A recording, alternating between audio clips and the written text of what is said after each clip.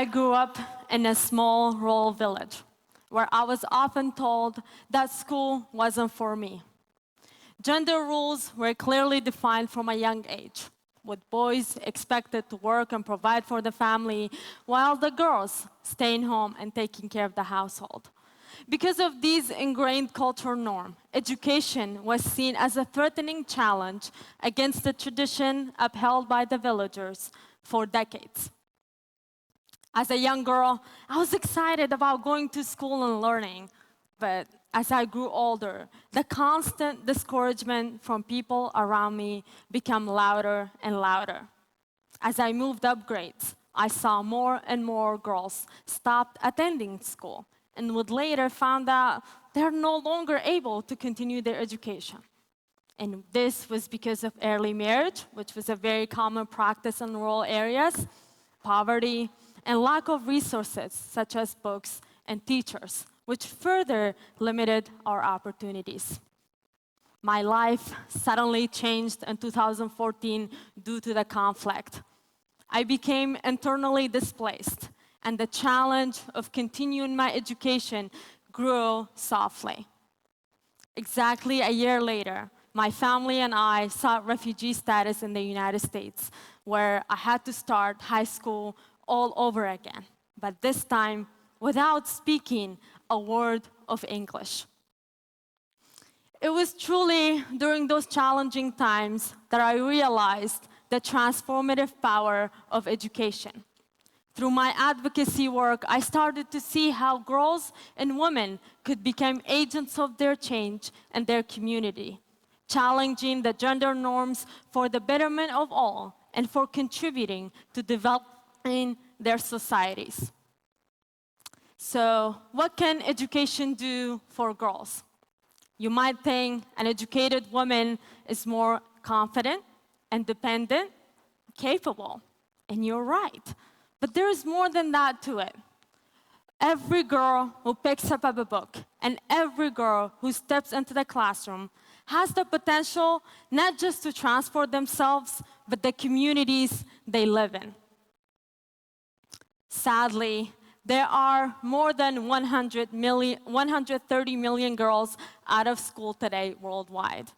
In some countries, like Afghanistan, girls' education is completely prohibited.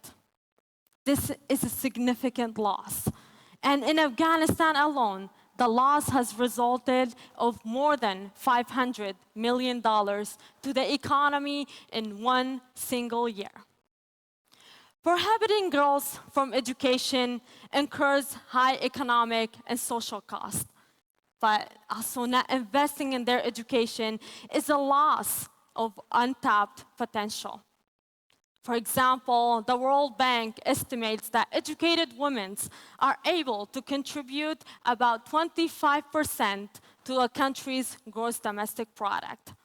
This is because educated women and girls are more likely to participate in a workforce and contribute to their communities as entrepreneurs, business leaders, and agents of change in their own community. But the power, the benefits of educated women extend beyond that.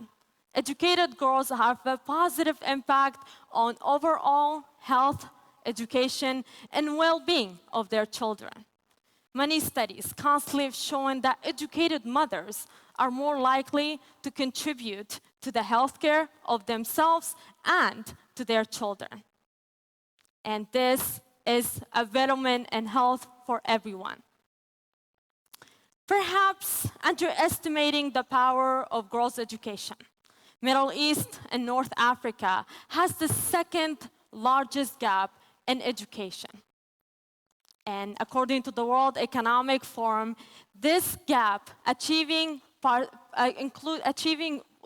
all participants from all genders in education, and closing this gap could result in increase in gross domestic increasing up to 35% in a gross domestic product.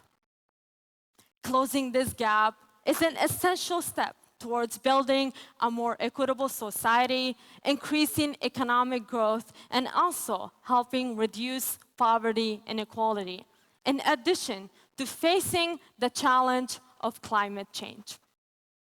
So how can we cultivate more agents of change? And let's say investment in girls' education extends beyond more than just personal development. It's an investment in our collective action, in our collective economy. And the World Economic Forum estimates that for every single dollar that we invest in girls' education, this results in a $2.8 return. And in a country's level, this could be equivalent of millions of dollars added to the economy. So to create more of these changes, one of the most powerful tools that we can use is the empowerment of our voice. We can start by changing, educating those around us, including our families, friends, and communities about the importance of girls' education. By creating a collective voice, we can generate a momentum to drive change and encourage policymakers to invest more in girls' education. For those of us who have already received an education, it's our responsibility to give back and mentor girls who are the next generation. And through mentorship, by providing guidance, support, and many other resources, we can prevent barriers that disables girls from reaching their full potential. Unfortunately, after I became a refugee in the United States, the challenge and social norms were carried on from my hometown. But because of because of the education that I received throughout, I was able to break free from those social norms that prevented me from receiving an education and stand here before you all. The power of education in every community is very significant.